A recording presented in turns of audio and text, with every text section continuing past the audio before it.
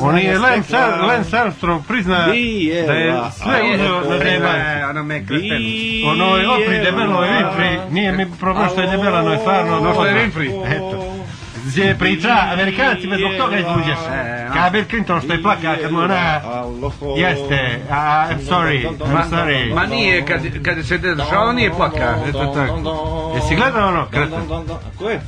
Lance Armstrong. Pa nisam, vidio sam, ali nisam čuo Gdje ga ona pita, da ili ne?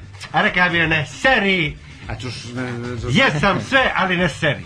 Sve sam činio. A on je namjer, to je... Amerikanci su najveća đubrat. Neka, ti, a nemoj tako stvar, ne seri ti sad.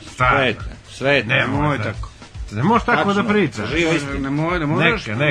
Tako velikoga sportistu i to mogu. A ti zbog njega pričaš to? Da su napali čovjeka, ne krivoga, ne nužnoga što se drogira? Da, neka radi čovjek što će, on je najbolji sportista. On se namjerno ne prizna to ko neki dil, napravit će od toga on i ona kretenčina od one opre sigurno na 500.000 milijardi dolara.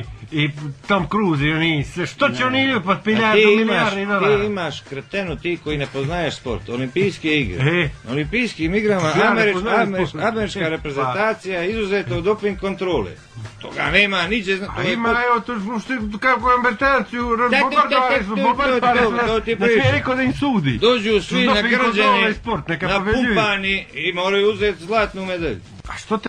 Pa to ti pričam. A priznaće kod ove prasičine za 15 godina. Tako da Amerikanci ne zanimaju me. Hoće ono živi na one steroide, ona je bila nesretnoga života. U Japanke je do 40. godine je bila, ona je bez onoga dolje. Izluđeh od ovoga svijeta oko nas. Zato mi